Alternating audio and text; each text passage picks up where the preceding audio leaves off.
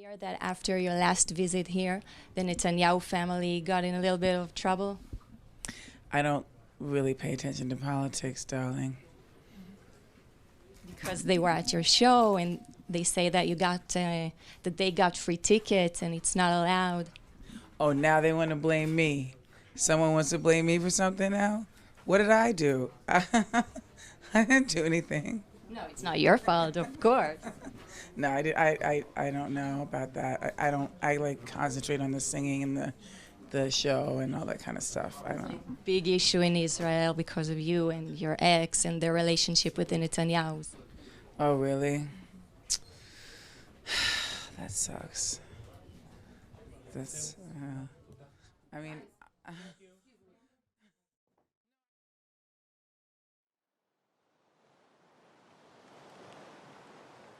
And then we'll sync up.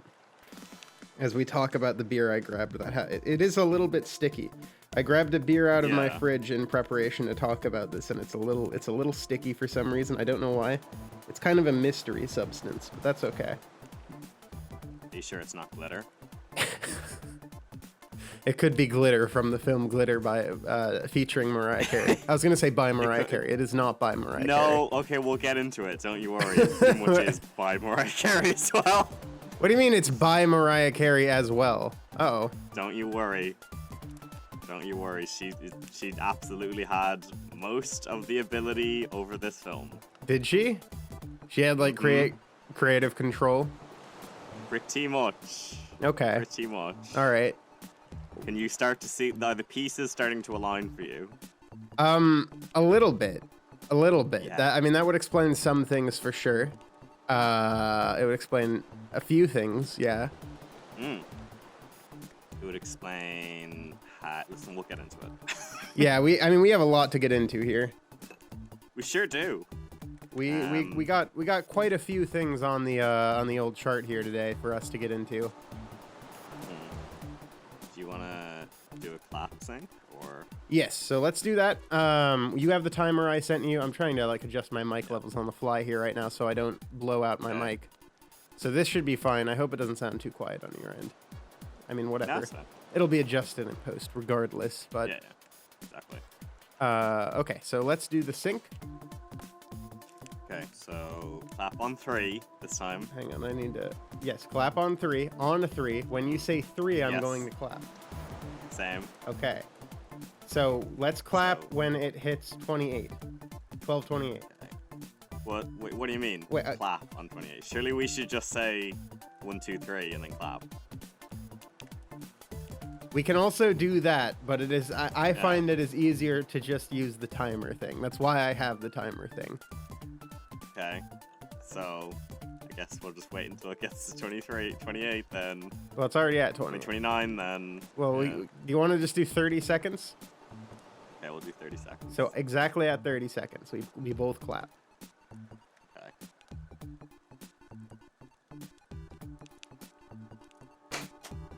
Okay, I have clapped now. Okay, great.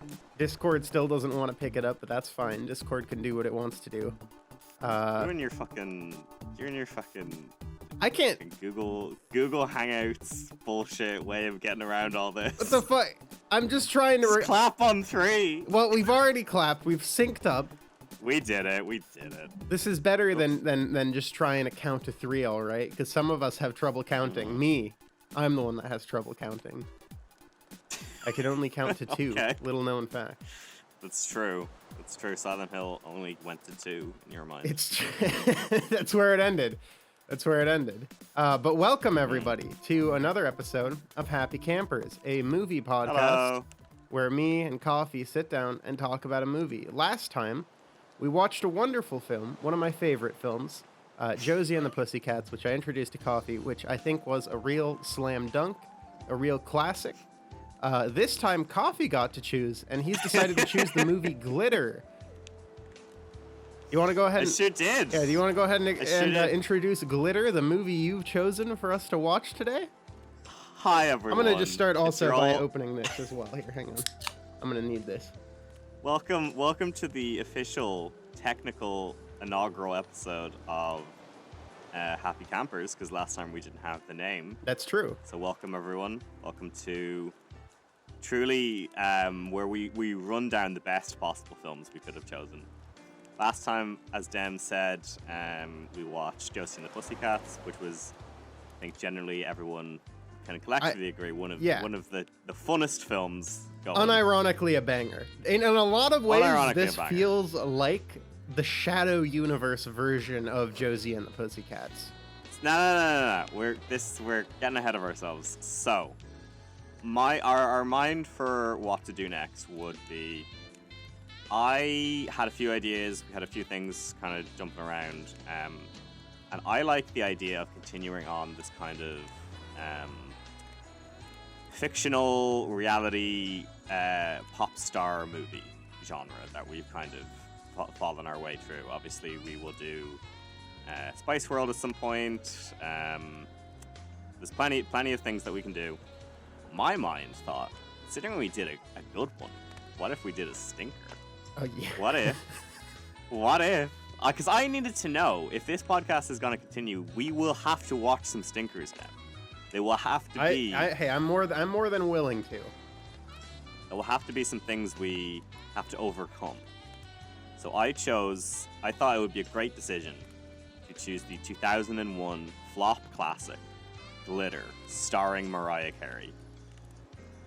So, Dem, have you ever heard of this film before? The answer to that is no. When you first said, let's watch Glitter, I was like, what the hell is Glitter? And then I was trying to find the film Glitter to watch, and that was a whole experience in its own. We found it on YouTube. That's where we watched it, I should say.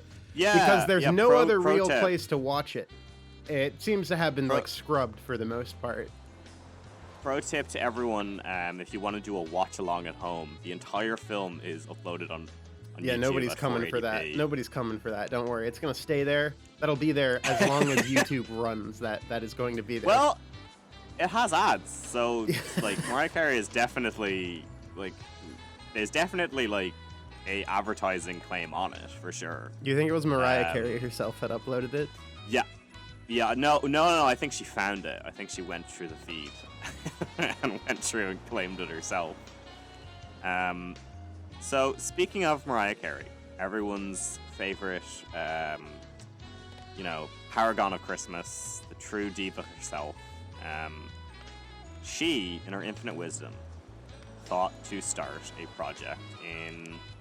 See, I have it up in front of me. The film actually goes back as far as 1997. Okay. And it was originally It was in started production as, that long as an idea? right? 97, huh? 97. Film released in 2001. Mere days after 9/11. This is so interesting fact here, and I didn't want to be the guy who's just continuously brings up fun 9/11 facts every single time we record one of these. But yeah, we promise we're not fucking Joe Rogan or whatever. I did actually immediately look at this thing's trivia page, and there are indeed quite a few fun little 9/11 facts. For instance, this is one of the first films to release after 9/11 in America, alongside The Glass House, which is a film I have not seen. Oh yes. I know of that. I haven't seen it either, but I know it. But yeah, this was America's return to cinema after after the events of 9/11. This train wreck was the mood that we had to kind of, people had to pick themselves up after. Mariah Carey decided to single-handedly lift up America with Glitter. Glitter is a film that started production 97. There was a period where Mariah Carey switched labels in the interim of its production. So there was kind of some messy elements to that. It realistically, not a lot of it's online, because who cares? But what we do know is after she switched to Virgin Media Publications, she gained all rights to the creative elements to the film.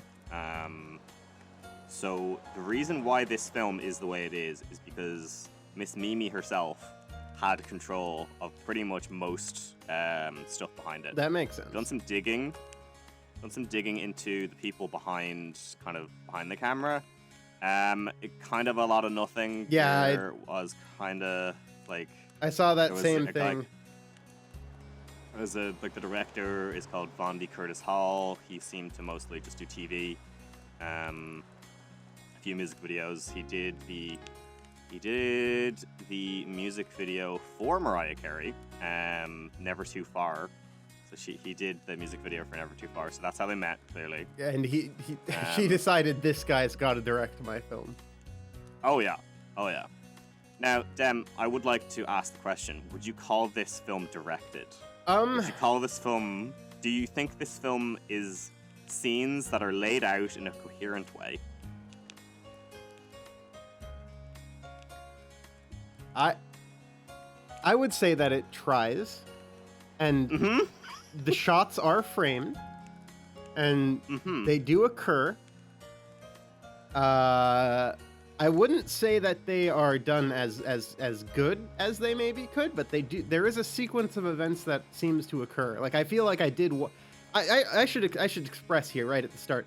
I just finished watching this film. Yeah, and I can already sort of I- feel it sort of rapidly leaving my mind, like like certain scenes of it. So it's, there's nothing there that's really going to stick with you. I'll tell you that much. This is fascinating in the element of, I have seen this film. Me and an old friend of mine I would go over to his house and we would drink very cheap wine and we would just kind of watch whatever. But our specific taste in film watching would be late 90s, early 2000s films about freaks, weirdos, rom-coms. We would watch a lot of weird stuff, usually drunk, occasionally high. As one does with friends. Yeah. So this was obviously on the list. As you said, it is a film that really leaves your brain real quick. So I have seen this film I've seen it twice now. I saw it maybe 5 years ago with said friend, and again, it is a film that completely leaves your brain once you've seen it. Also, your mileage may vary of how much you care about this film, depending on how much you care about Mariah Carey. That's also a thing. That's definitely a thing. Yeah. A big element of this film is it is a fictional biopic. So that's immediately step Where- one. That's what threw me through a loop. Yeah. I thought this thing was going to be a biopic.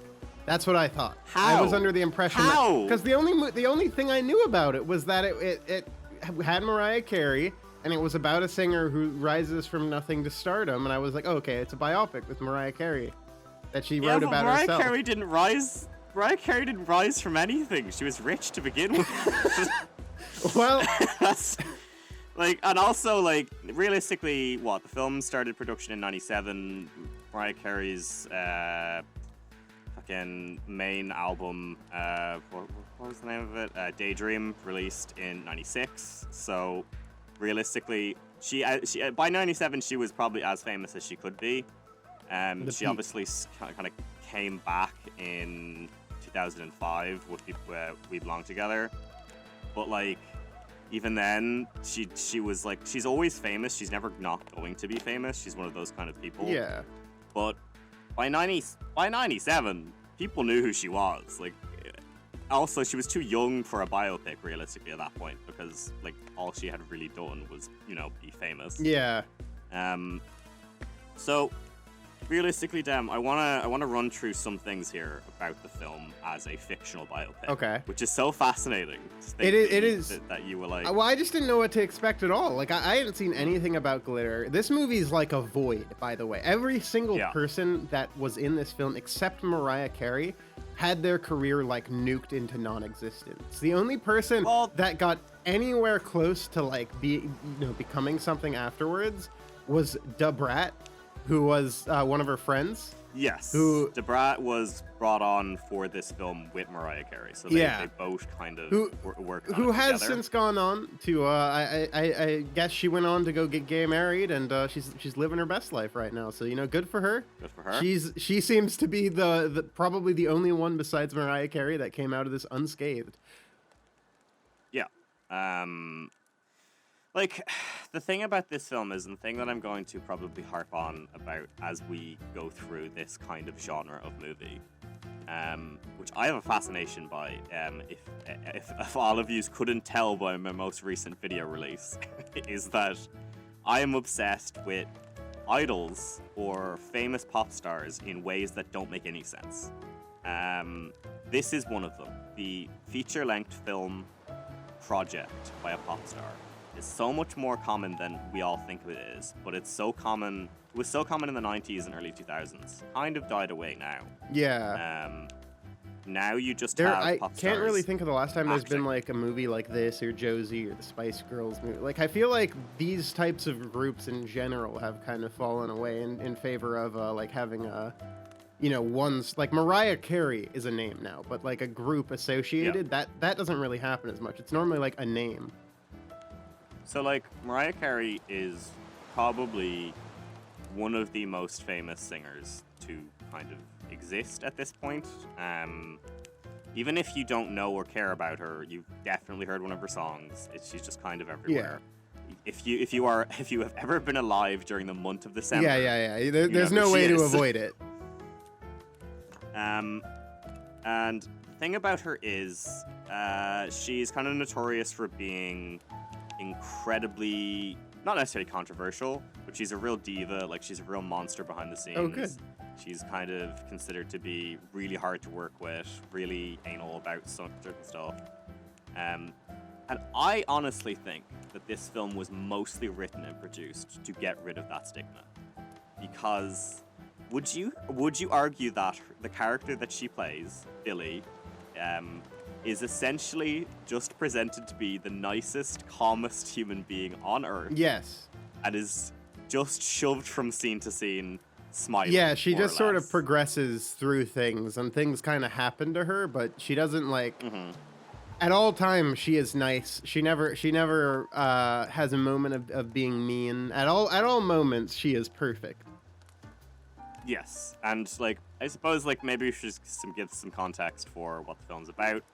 It's a pretty traditional biopic. It kind of follows A Star Is Born kind of journey of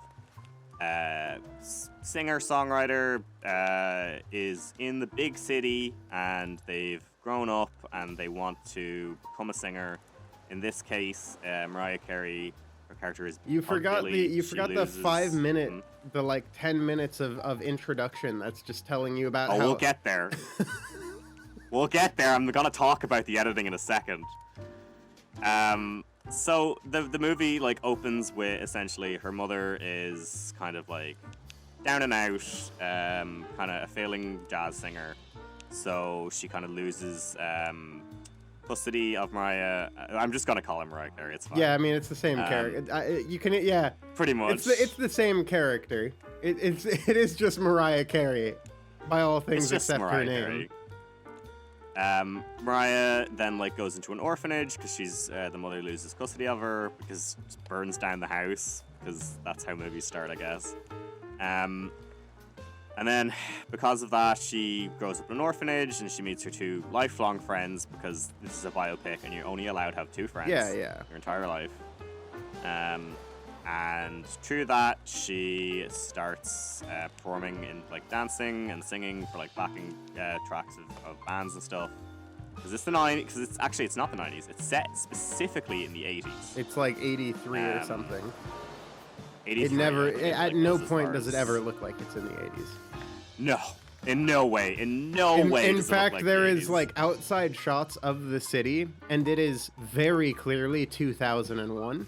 Like there are modern. Yeah, 2001 or like 87, 86, whenever it was like filmed, like Yeah. very clearly not 80s. Yeah, no, there's like cell phones and shit. Like it Yeah. and like modern cars. Like they did not have the budget to like block out a street and get everybody period accurate things. They really didn't care with the movie Glitter. They said good enough. Shockingly, the movie Glitter was not a passion project and filled with a lot of attention to detail. So Mariah Carey then meets as these films go, a producer called what was his name? The first one, Oh well, no, the guy she falls in love with. Dice. And we'll, Dice. So she meets Dice. I have some and then opinions on Dice that I we'll know get you do. into. so she falls in love with Dice, and then Dice wants to make her a big star, and as the movie progresses, he does that, yada, yada, yada. Pretty traditional stuff in terms of storytelling, and then, like, it all goes wrong, and there's, like, fights about if she's too famous now, that kind of stuff. Usual traditional kind of A Star is Born fare. So, as we referenced, this film is edited in one of the, I think it's the most distracting possible way. It's wild. There's a scene in the dance club with Dice where, first off, he's like a DJ, right? He's walking around the dance floor with a microphone and putting it in random people's faces. And then he sees Mariah Carey, and the camera, like, freeze frames everybody else around Dice, but not him. And then he just sort of, like, zooms over to Mariah. It's one of the... There's so much... It's one of the wildest looking There's so much scenes. fast. There's so many fast zooms in this movie. Because the scene gets bored. So the scene just gets really fast. They just speed up the footage. Inexplicably. Yeah, no, it's wild. It'll just start and stop random. Like, there were multiple times where I'm like, why is this film dropping frames? What is happening? I know. You're like, is this the YouTube upload? No, this is the film. So I don't know if this was Mariah Carey's decision or Von D's decision or whoever the hell was in charge of cinematography of this thing. This film is edited too often. It's edited too much or too little. Yeah. So scenes will sometimes just get bored and go too fast. But also, sometimes they won't know how to end a scene, so they'll just add a star wipe or a transitional fade for no reason into another scene.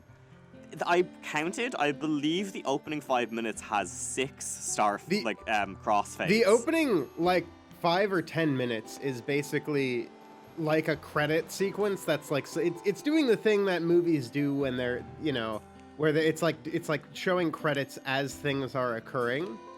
Except the sequence of events that is occurring is so rapid, and it's so impossible to tell, like, time. This entire film is like I don't know how much time has progressed. Like, things happen so fast. The film just speeds up when it gets bored. Like, obviously, time doesn't have any context in it. Realistically, as you said, like, usually in these type of films, you have key markers to kind of dictate how famous people are getting, how rich they are. Even something like Josie does a good job of, like, they go from small town to big city Josie did very a quickly. much better job. Well, this is not fair to compare. I will again continue to refer to this thing as the exact opposite of Josie in many regards, but I guess we'll fully get into that comparison once we've done sort of a main brief of the whole story and all that. But it feels like the exact opposite type of production went into this film. Where Josie is, I know a majority of what we talked about in Josie was a scene-by-scene kind of breakdown and how much we kind of loved certain scenes and character tropes. This film is kind of impossible to talk scene-by-scene. It is. Because nothing happens. It is. Yeah, no, there is so much that is just like, it is literally exactly what you would think. She goes from being poor and nobody to being somebody, and by the end, she plays a big audience full of people. And like it progresses pretty much exactly spot for spot, exactly how you think it's going to, except for Dice. That's a whole situation with that character.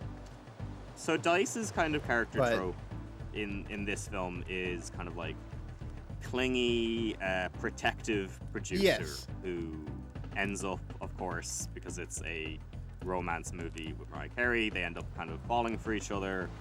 And through that, it's kind of like the difficulty of him being her producer as well as her lover, basically. Yeah. He struggles with her becoming more famous than him. I mean, that's in these types of movies. That's a pretty. There's always like it happened in Josie too. You know, the friends had to struggle with, hey, she's getting more popular than us.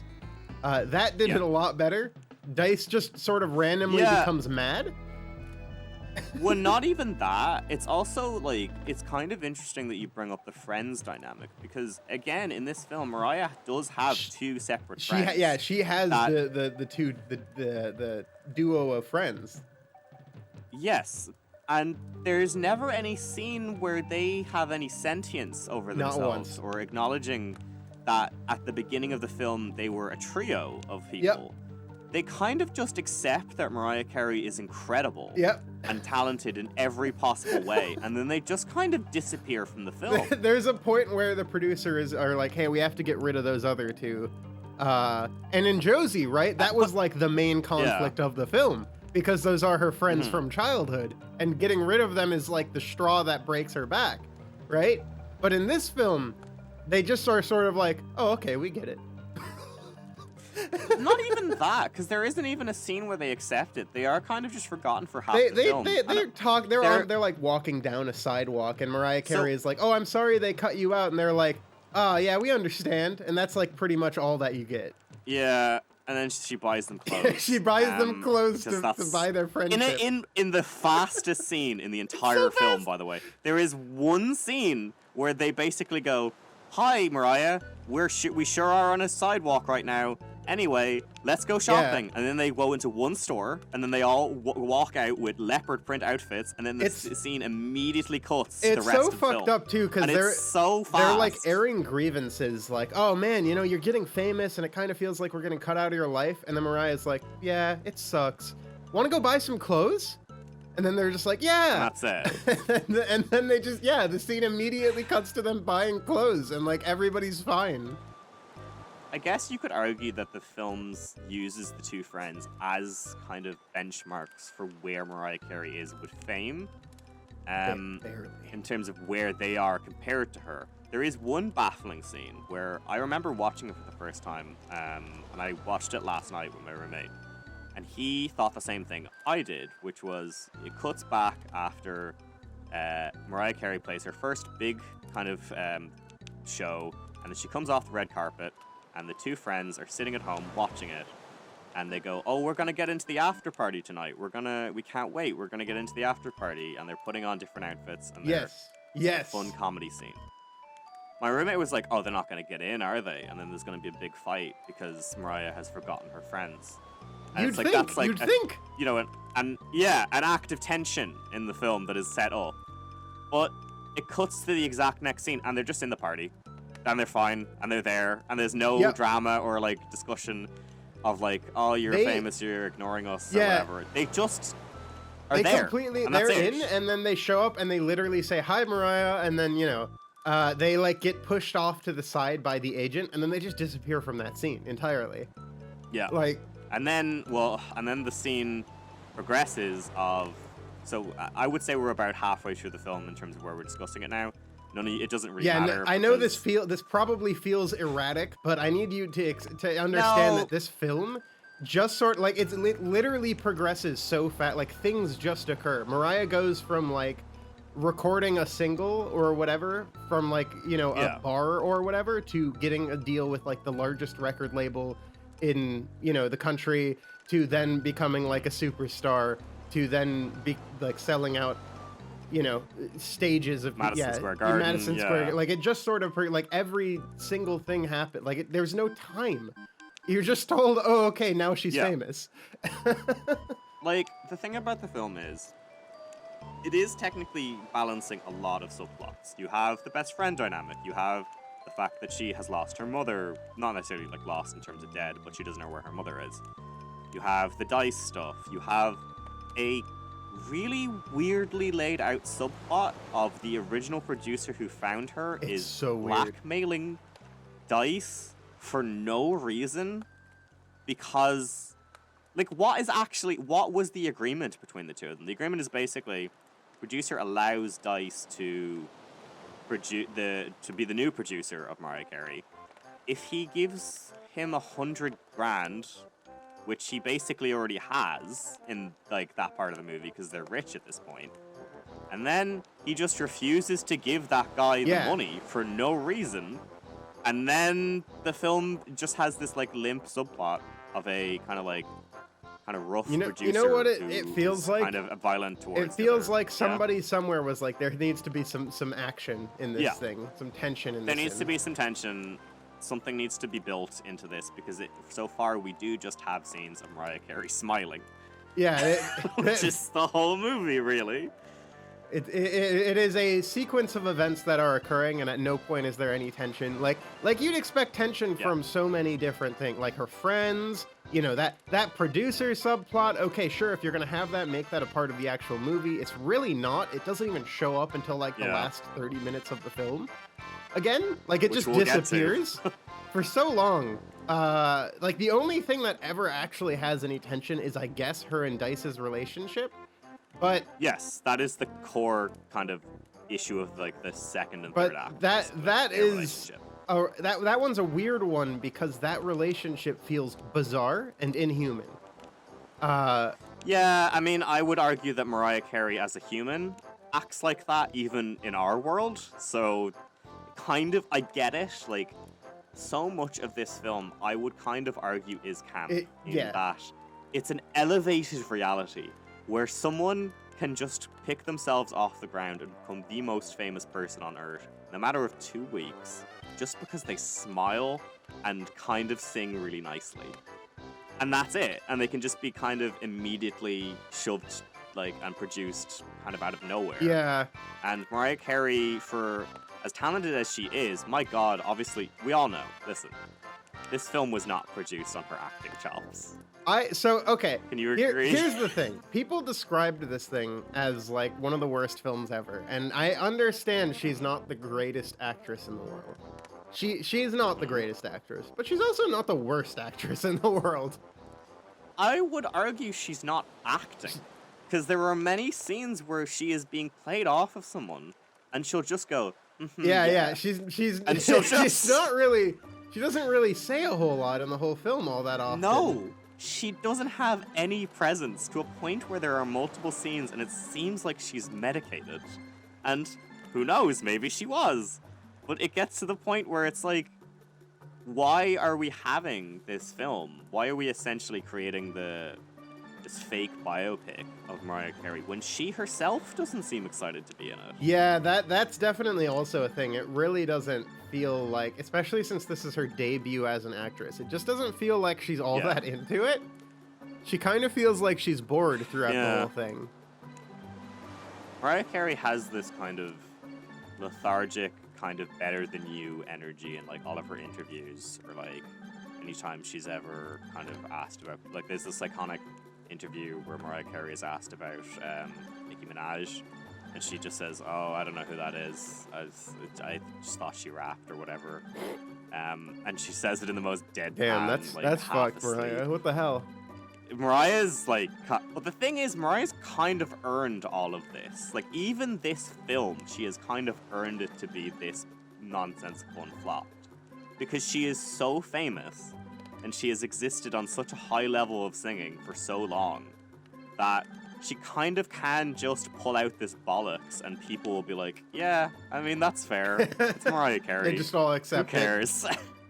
Yeah. I mean, it's kind of bizarre. That definitely makes sense. I feel like, I don't know. I have seen, like, the things I looked around on, her acting was something I saw, like, many people rip into. She got, like, a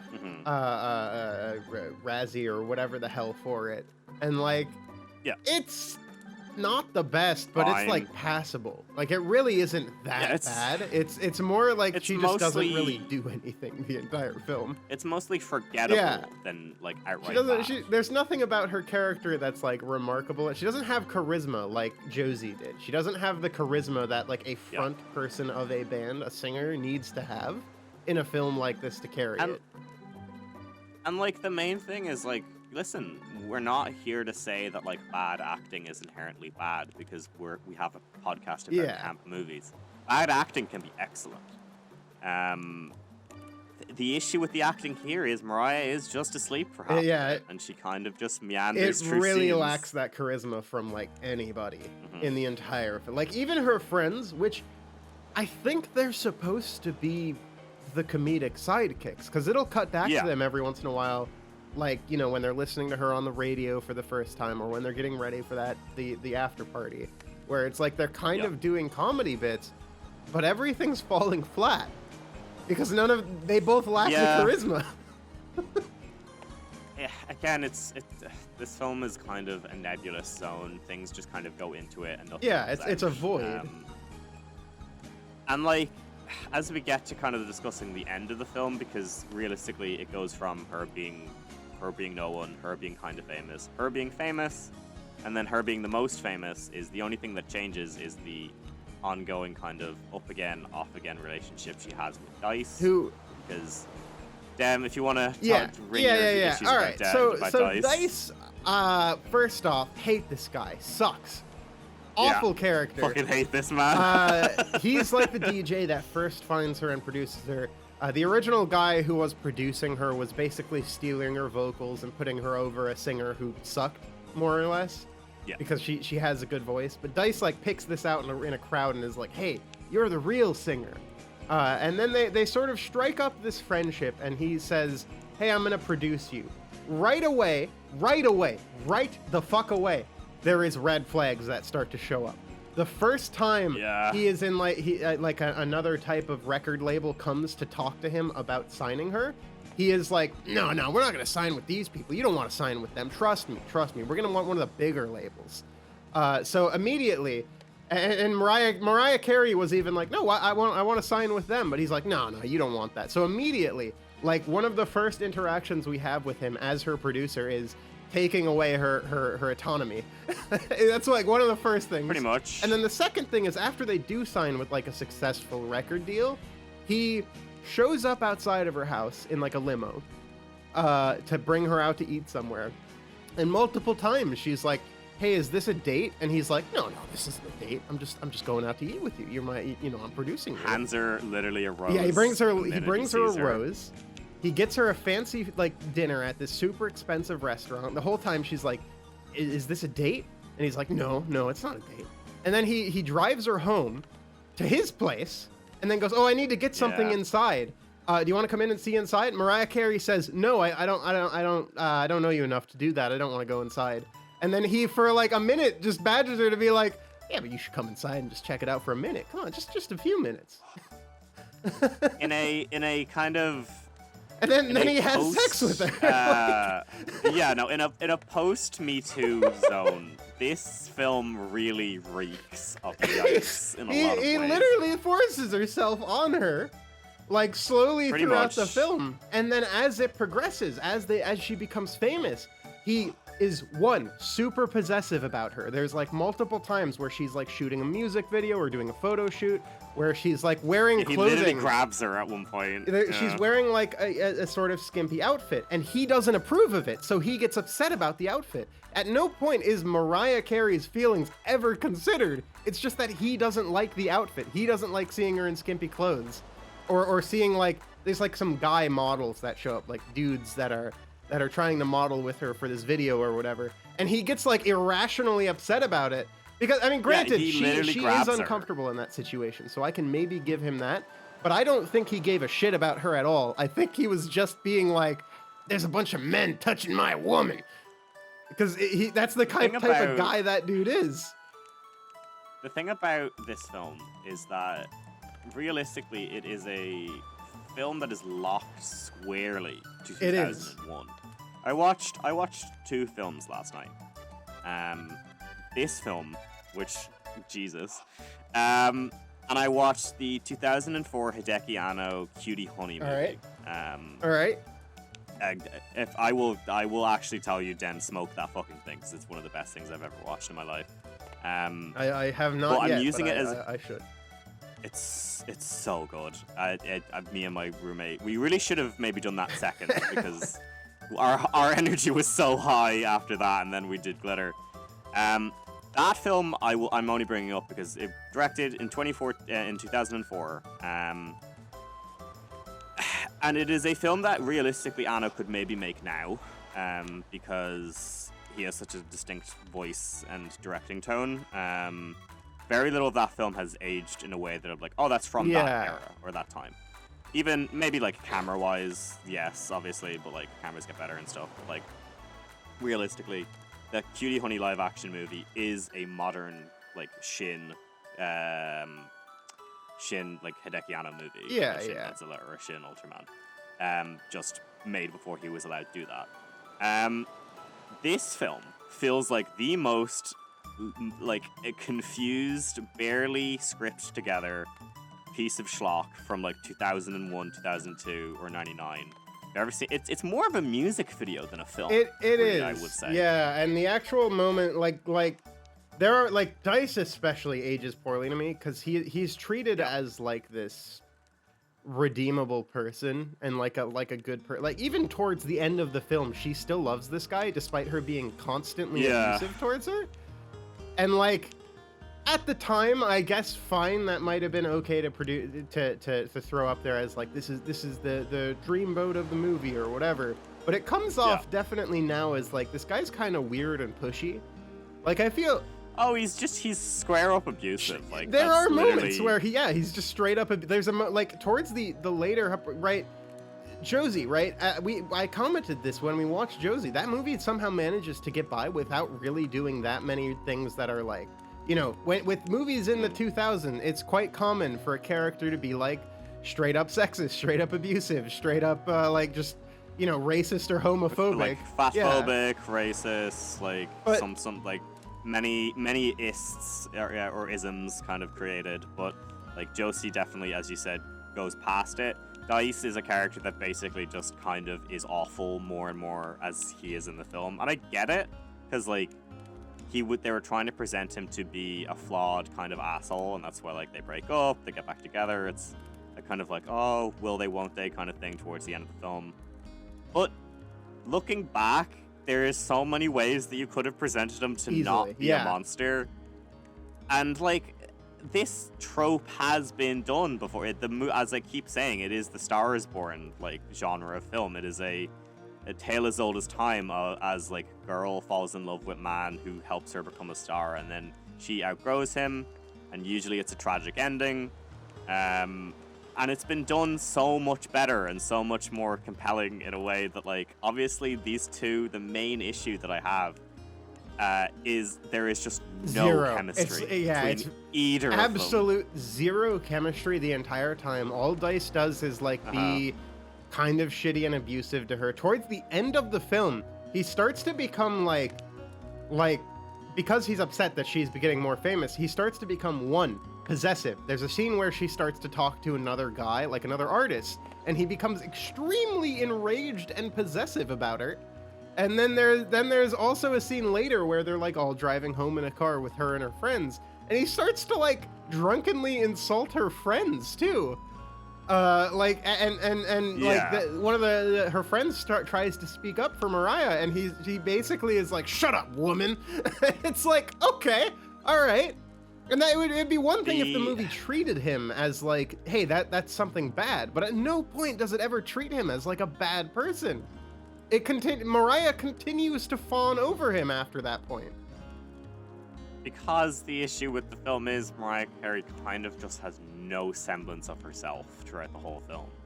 She is just kind of a walking, like, singer. Yeah. She's placed in front of camera screens and then she sings. And I guess you could argue that is maybe the point. Maybe it's kind of like playing into the idea of like starlets and actresses are kind of just posed to be like singers and visual, but like I think that's giving it way too much credit. I know.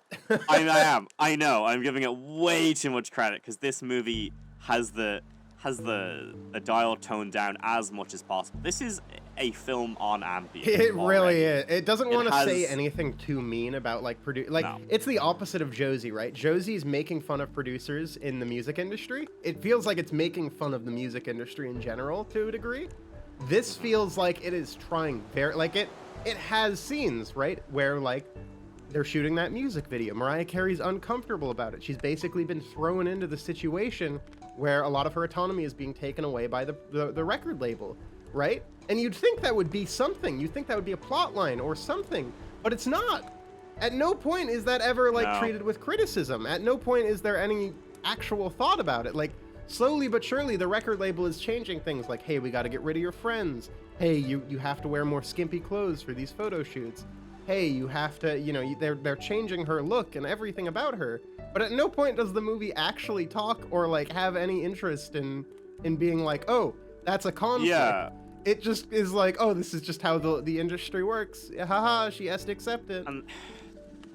The kind of main issue with that kind of even playing into our kind of element is like, as a podcast about camp films, I think it's important to talk about this one because this is a film that, by all means, should be hilarious and entertaining. And the more you watch it, the more you realize, oh God, Mariah Carey would be so boring to hang with. Because if this is her idea of what a fun camp like movie musical should be, she's got another thing coming because she's got no taste, it seems. Yeah. This is the most by the books, average film you could possibly watch. And like, it has its camp value in that, like, yes, Mariah Carey is an implicitly camp human being. She is Christmas.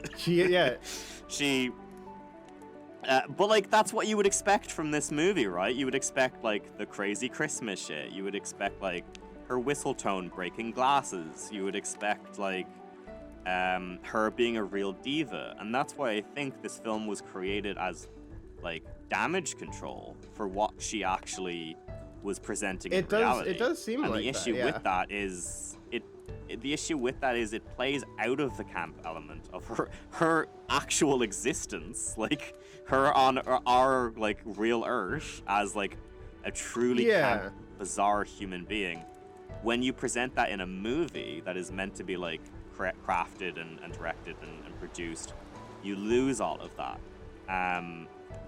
And like, there's a few more movies that we will talk about that kind of have a similar issue, but I really think Glitter is such a perfect example of like trying to capture the magic in a bottle of like interview memes or like like stupid music videos or just kind of like the implicit nature of like her being like this real, genuinely, I think Mariah Carey is an incredible singer, but like, again, like kind of just a weird limp fish like in interviews and stuff. She always seems so tired.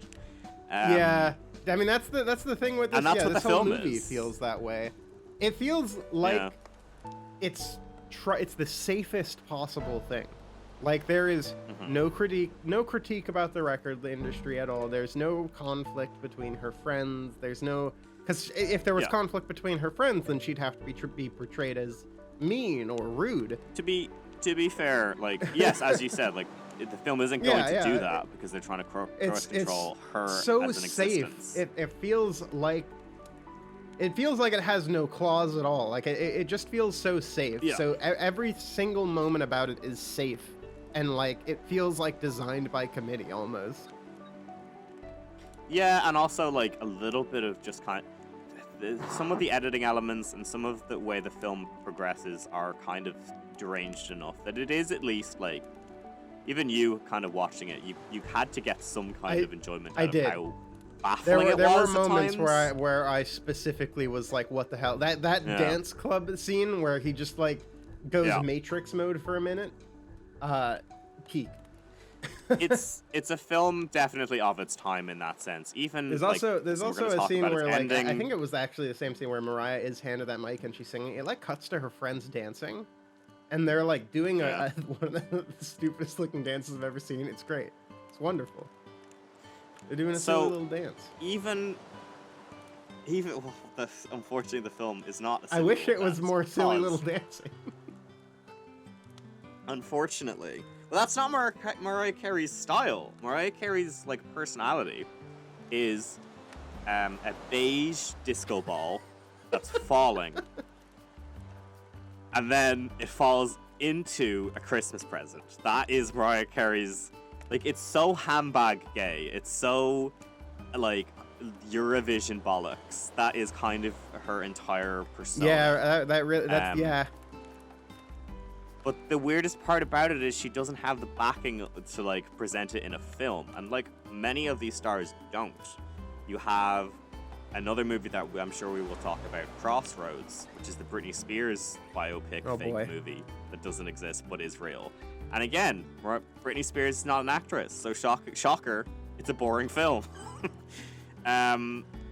But like, if we're gonna like talk about it progressively in terms of its impact and its kind of where she kind of lied in the film is that like Mariah Carey has tried to scrub this thing off the face of the earth. She it's absolutely not like people has. talking about it. Like again, I stressed it at the top of the show here, but like this thing's really only available on like Amazon UK, and I don't think you can even get a physical copy. Like I think I'm sure you can somewhere. I'm sure if you dig around, you can probably find one for like $5 somewhere in some random store. But I think more than anything, like people just sort of forgot it existed, and like nobody has like nobody at the studio cares to make sure this has proper listings on like any service.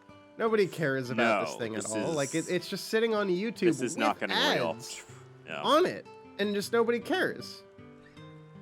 Like this is not getting picked up for copyright. Like this is not being put on Netflix. This is not something that Mariah Carey wants people to know about. She's actually publicly stated before that it's like her greatest mistake, I think. She hates it. She hates this thing so much, and I kind of get why. I think, as you said, some people are a little too hard on it. People who say it's like the worst film ever made. It's just kind of dull, it's just very dull. But that's not the biggest sin in the world. I'd say like so like its use of like producers being these weird kind of sexual deviants is kind of worse. And like if you want to talk about the ending, it definitely presents Dice as kind of a Jesus figure, let's face it. So that's the weirdest thing is this movie. So after Dice is like straight up abusive to her, removes her bodily autonomy. Spoilers, everyone. Yeah, spoilers for the film Glitter. But yeah, so they have a rift where they break up and she moves out of his house after she basically is like, you're an asshole, I'm gonna split from you. So they split off, right? And for whatever reason, the movie tries to continue to treat him with this like fawning reverence after that point. Like it keeps trying to make you think like, oh, they had such a good relationship, which is bizarre because, as you mentioned, not once have they ever had actual chemistry. Like the most chemistry you could maybe argue was on their first date. Every other conversation they have ever had since then has been in some way slightly manipulative or abusive straight out. So there's like zero chemistry there. So the fact it was trying to treat him as like this redeemable feature already started to piss me off, right? But so there's a point in like at this point where like they're both broken up and they're, you know, her career is going good, his is not so much. And they both somehow write the exact same song first off without talking to each other, which is bizarre. Come on, we have to talk about that. That is camp.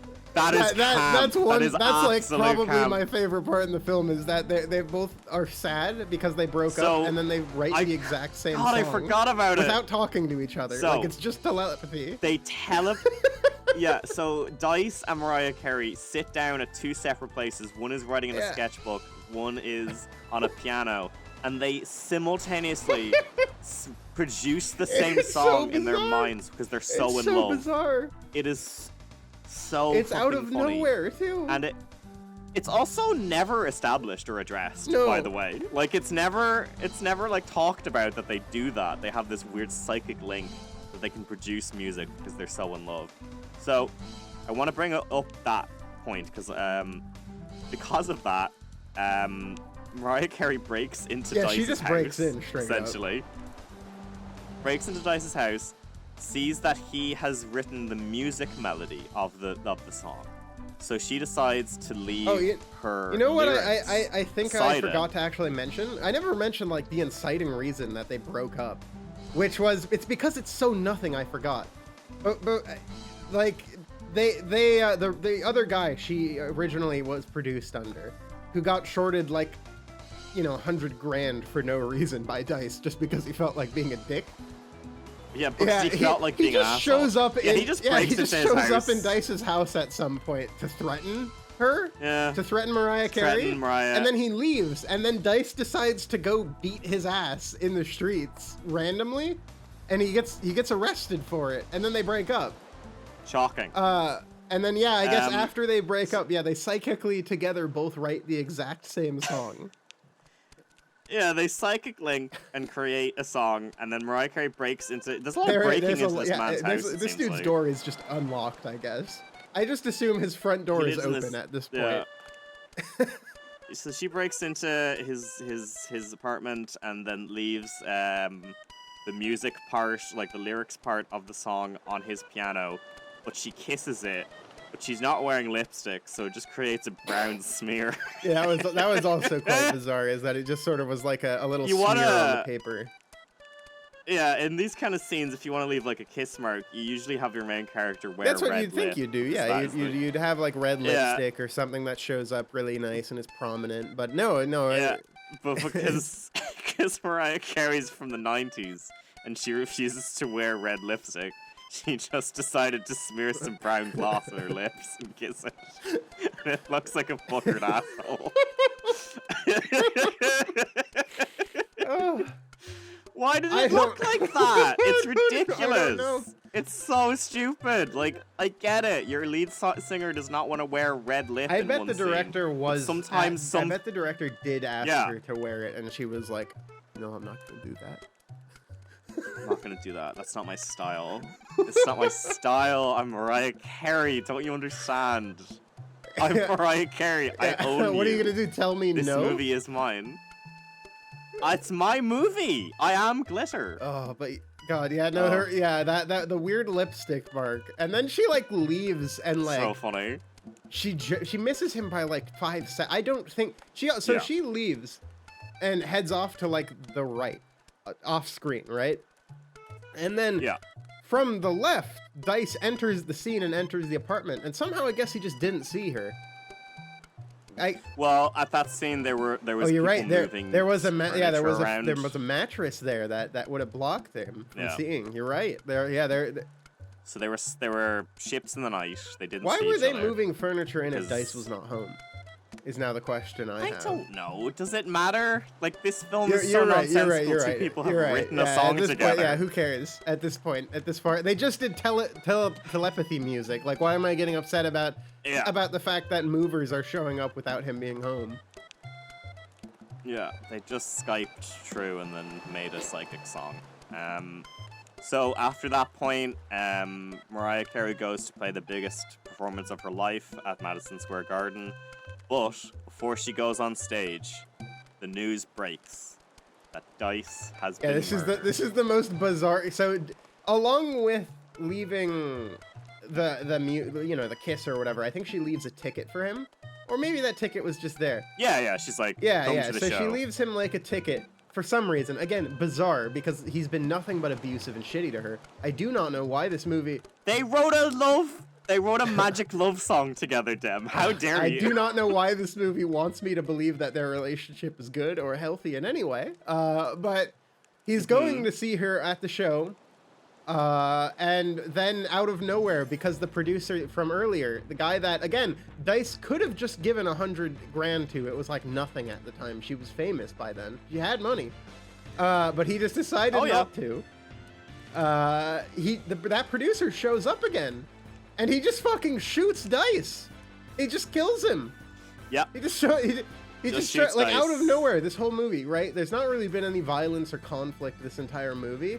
And like at most, I would describe this B plot as, a B plot. Like it's nothing. It's literally a B. Maybe it would be even like a a C plot. Like, from it has three it's shown up scenes. like 3 times, and at most, it's taken up maybe 5 minutes of the entire film. But this guy just shows up at the end and just kills Dice. And then Dice is just fucking dead. He's just dead. Gets away with it too, by the way. Good for him. They were literally honestly. they do like a little newscast from the scene of the crime, which doesn't look at all like a newscast at all. It literally just looks like they've recorded it with a movie camera. And it doesn't have any editing on it or post-processing, which, great attention to detail. That's it. Just It's some just woman in a woman room. in the street with a camera pointed towards her. That's fine. But yeah, he just gets the guy who killed him just gets away with it. They literally say on the thing, we don't know who did it. It could be anybody. And Mariah walks in to like the green room or whatever at the Madison Square Garden, and she sees that, and she gets sad. And so she walks on stage and she sings her telepathy love ballad that they created together. Yeah, she still decides to sing, which is kind of, in my opinion, the most kind of demented part about Mariah Carey in this film. I didn't. She's like, no, damn, I have to Mariah Carey walks onto the stage, thousands of people. And like, bear in mind, like, yes, this is 2001, so like probably these people don't have cell phones constantly, so they don't like. Maybe some of them do know that he's been murdered. Maybe some of them don't. Whatever. Mariah Carey walks onto stage, has full glam makeup on, has gotten into a dress, so like she's accepted that she's going to sing at this point. She saw her like boyfriend, her ex, die, and was like, oh. She looked sad for like exactly one moment. Anyway, she went, oh. Anyway, I guess I better go sing now. Mariah Carey's such a fucking psychopath, because in the logic of this scene, she decided, you know what? The only real way to present Dice's passing in a respectful way. God forbid not like, or just canceling the show. She decides to get on stage and just sing one song. Just one. Which is their telepathic love ballad. And I suppose in some context you could read that as the music was what was most important that brought them together. So she needs to serenade his last memory. My mind is, she was like, listen, I'm Mariah Carey. I have to sing. I need to sing. I'm needed on stage. I'm needed on stage. Fuck Dice. The money is calling, baby. I gotta get that clear. Not only did she walk on stage and sing this, by the way, she also sang a song that like none of them had heard before or paid to see, like at all. Yeah. And then she just left after that one song, I assume. So Mariah Carey. Hang on. So Mariah Carey sings the big "This Is Nothing." I mean, I Have Nothing. Whitney Houston moment. Sings the big song. She belts it out. No one remembers the song. Anyway. Yeah, I heard the song the entire time. She sings. I was listening to the song and I was really trying to be like, because it's like the big song of the movie, clearly. Yeah. And boy, that song's not a hit. That song's not a hit. All the music for this movie was produced before, so like none of these are like big Mariah Carey hits. These were all produced for the film. It sure does, because none of them are memorable. So, Mariah Carey finishes her one sad telepathic dead boyfriend song, and then walks back off stage. Not a single tear. She's perfectly fine. She finds a magic note left by Dice that he left before he died, but somehow it got. Yeah, that also is incredibly bizarre, because he is very clearly like shown to be killed on the street while walking towards the show. So how did that get there? Where'd that letter come from? My only assumption could be the guy who killed him took the letter and was like, "Oh, but I gotta deliver this at least," and then delivered that to the green room, and somehow nobody. Listen, I'll kill Dice, but Mariah's not going to get out of this movie without meeting her mom. So, and as I just spoiled to let you all know, somehow Dice has tracked down Mariah Carey's estranged mother. And presumably just kind of doxes the woman and gives Mariah Carey the address. So Mariah Carey goes, oh, well, thank God Dice was useful for something.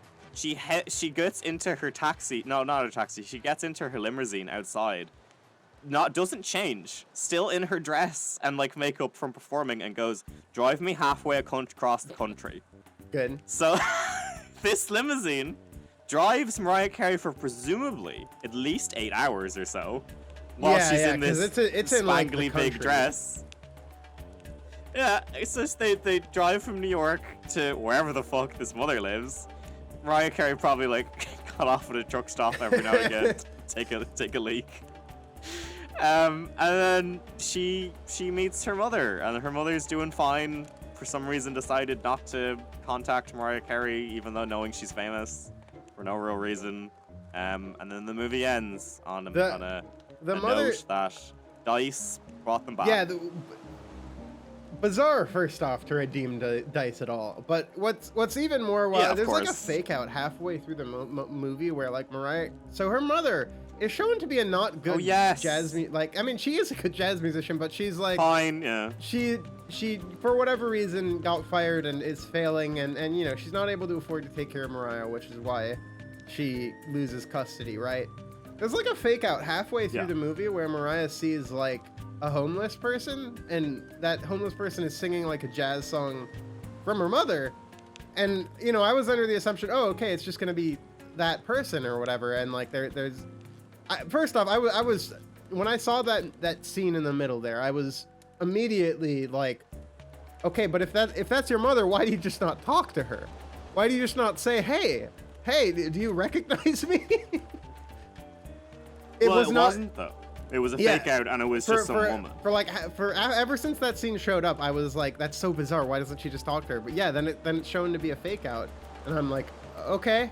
And then yeah, they specifically state, Dice specifically states, hey, don't worry, your mother's clean and sober over here outside of the city. Yeah. It's like, yeah, she's in Michigan on like some farm.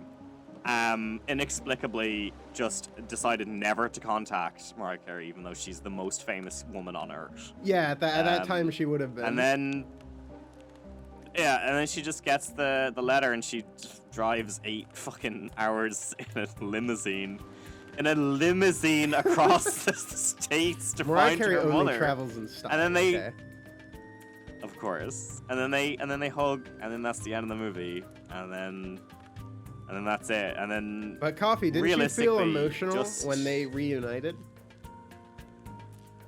Well, no, because the film was basically over. You know what would have been a better film, right? And I'm gonna pitch this, right? Yeah. So, Mariah Carey, her mother loses custody of her as a kid. Smash cut to, she's now famous.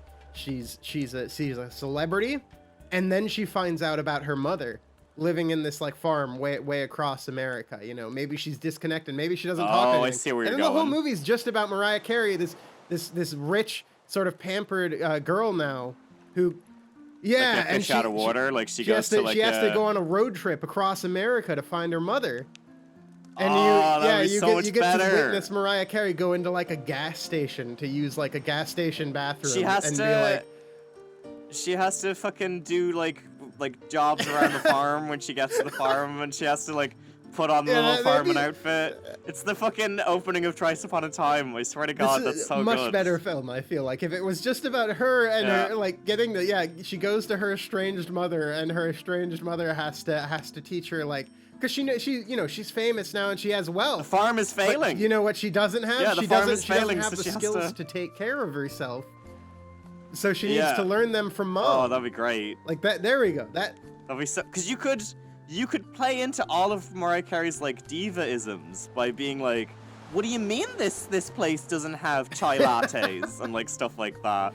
That would have been so good. I feel like that would have been a much better film. Instead, we got this like weird. We got this fucking stream of chicken bits. An hour and a half of Mariah Carey and her weird relationships that don't go anywhere. Yeah, I was gonna. So, like, how do we end this? Like, what have we learned? What have you learned, Dem, from Glitter? Because I have seen this film twice now. I've seen it over the course of my lifetime. So I feel like Glitter has been like, a phantom limb that's always been there for me. What about you? What do you think? Well, so far, I gotta say, Glitter really does feel like, what I've learned is this is like the exact thing you should not do with a film like this. In pretty much every way, it feels like a misfire. Because there's just so many elements that like could be potentially interesting, but they just go nowhere. There's just nothing going on. This movie really, it does just sort of feel like a void washing over your brain as you watch it. I just finished watching the movie, and already like there's parts of it I can already see myself like forgetting. There is already stuff where it just didn't have any impact. Like we almost forgot to mention the entire plot of the dude that kills Dice, because he's just so pretty nothing much in the film. I forgot the psychic magic writing the song at the same time. I feel like if there was a lot more of that and a lot less of Dice being in the film in general, I'd be thrilled. Thing is, like, this film could have had a lot of potential, but it just kind of flounders a lot of the time and presents a very cookie-cutter idea of what fame is. There's no like, it even has sort of negative things with the record label, as I said, but at no point does it actually, like, really take a lens to those things. At no point does it actually exist. Like, it shows them, but at no point does it actually like examine them or show any desire to like critique them. That's what I kind of mean by calling it like it doesn't have any claws or anything. Like there's no critique about the industry here.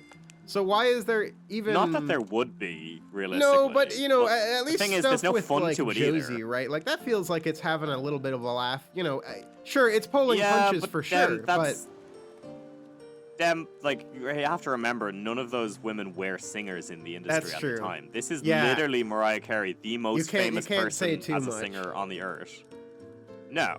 But you at least expect it to have camp and to be Yeah. fun and silly, and a lot of the time it does just kind of doesn't I have thought that. from the moment I think- that her like friends were introduced, they were gonna be like comedy sidekicks, and they really aren't. They're just sort of sidelined into like 2 scenes. I think the name Glitter is a perfect name for it, though, because it is a substance that has all the shine and like the sparkle of like stars or whatever. It's like a subject that like people always use to be like sparkly and like fun, but like it's a bitch to take off, and it gets everywhere, and it's shitty when you actually have to deal with it, and like. I was going to mention this, and I mentioned the same thing to my roommate. Do you know that the world has a glitter shortage? A glitter shortage? Yeah, there is a pretty substantial glitter shortage in like craft places or like dressmaking places and stuff like that, or even makeup. There is a severe glitter shortage, and because of that, like people are trying to make different forms of glitter. Do you know there is actually a reason why? Why would that be? We're not allowed to know. What do you mean we're not allowed to know? Glitter companies have been interviewed about this, and they have said that their one proprietor of where all the glitter almost like 80% of where their glitter goes to, would prefer to be anonymous. Do you think it's Mariah? Do you think it's Look Mariah this Carey? up. Like, I think it's Mariah Carey, it's her baby. alone? I think she's trying to She's buy it all trying to up. buy up all the glitter. I think she's trying to not only get rid of this film off the face of the earth, I think she wants to go further. I think she wants to remove the concept of glitter from reality. Well, guess what, Mariah? Guess what? 2 little bitches on the internet with a podcast no one listens to are gonna Yeah, we're gonna make that's sure not gonna nobody ever happen. forgets this film. This incredibly memorable piece of cinema right here. Seriously though, gang, there is actually a glitter shortage. And That's no one actually insane knows that why. nobody Google it. knows It's why. Crazy. What? It's fucking insane. It's like creepypasta level shit. No one knows That's why. so wild It's so to be insane. like, yeah, the Might be company that owns it all doesn't want us Yeah. to say anything. What the fuck? What do you mean? What does what that could they mean? possibly do with it? Who the hell are they? Where is it going? I think it's a slurm thing. I think we're not allowed to know I think glitter is being used in a product that everyone uses, and we're not allowed to know. It's glitter is just there every day, but you just don't know it. Glitter is Soylent Green. They make the reason it's running out, the reason they won't tell you is because they're actually making glitter by recycling the film glitter into glitter. And Yeah, that's why you can't find that's why there's DVDs no anymore. DVDs any longer. Like it's a finite resource that's slowly running out. Just like Mariah Carey's credibility. And with that, folks, I think we've come to the end of our program tonight. Dem, what are you feeling? What are you thinking? Should we continue on with this washed up pop star thing, or you have any ideas for our future episode? Because it'll be your choice to choose. Yeah. I mean, I'm. Yeah, I'd Don't have have to to decide think now, about obviously. it. Maybe I'll put it up to a vote or something. I'd like to. You know what it might be? I want something with a little pizzazz. I want something with heart. I want some. Okay. After this, especially, I need like a palate cleanser, so to say. So you know what I'm gonna say? You know what it's time for? It's Showgirls it time, time for? baby. Oh, that's a great idea. Yeah, After this, that is an I feel excellent like idea. Okay. Showgirls. we need some showgirls after this. We just watched a film that's basically like a void of charisma and personality. So, gang, I feel like Showgirls is the exact 180 of that. gang, we're gonna kind of maybe leave it at that. We're not gonna say anything more about what Showgirls is. If you don't know what it is, I'd be worried how you've. If you do not know what Showgirls is, you need to watch it before the next episode. Yes, no, this is. I will say most of the time when we do these episodes, you don't necessarily need to see the film. Yeah. Watch Showgirls before the next episode, motherfuckers, because we're just gonna. It'll make it thing. better. Much like if you had also suffered through the film Glitter, it would also make this a little more enjoyable. If you've ever worn glitter makeup, you know how Dem's brain currently feels after watching it all. So, much like my taint after Pride, we'll end this here. Okay. All right. Well, you want to plug your socials? We have. Yeah. So I was gonna say, everyone, we have a podcast now. I mean, we have a podcast Twitter now. It is at Happy Camp Pod. So that is where we will be tweeting stuff. That's like if we ever ask people questions. If people ever actually want to ask us questions, let us know. We have an email, but there's no point in saying it yet. Also, I don't have it in front of me. Well, so we'll keep it for the next one here. But you can also go and follow me over on Demenza's Gate, wherever the hell I'm on Twitter, YouTube, all the places. You just look up Demenza's Gate and you'll find me. I'm there lurking. Lurking, like a always parasite. there, and as always, as just like Mariah Carey. On Mariah Carey like a parasite, sort of getting along in life in this movie with everybody without ever having to really say anything. She just sort of floats through life like a parasite, sucking charisma from everybody around her.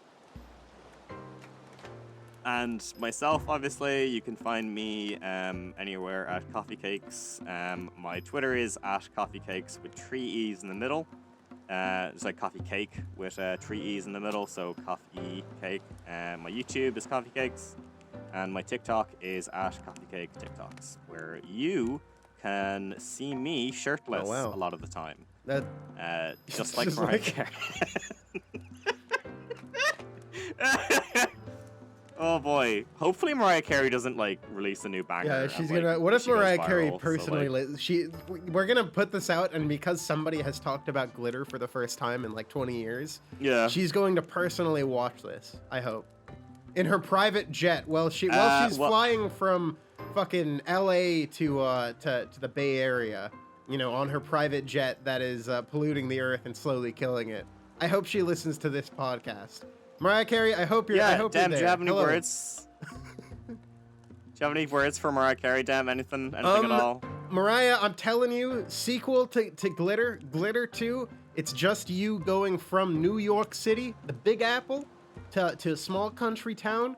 You're a fish out of water. I'm telling you, it's a great idea. I direct the film. I direct the picture. I feel like it would be a hit, an instant hit. And what I would say is, Mariah, I think you haven't released a good song since Always Be My Baby. Damn. I think you should make an entire Christmas film. She should make a Christmas film. It's wild that she hasn't. Right? It's insane. Maybe we should leave it at that. Mariah Carey, make another Christmas film. Fuck off. All right. Happy Christmas, everyone! Christmas, even though this was filmed in February, everybody. Have a good one. See you next time.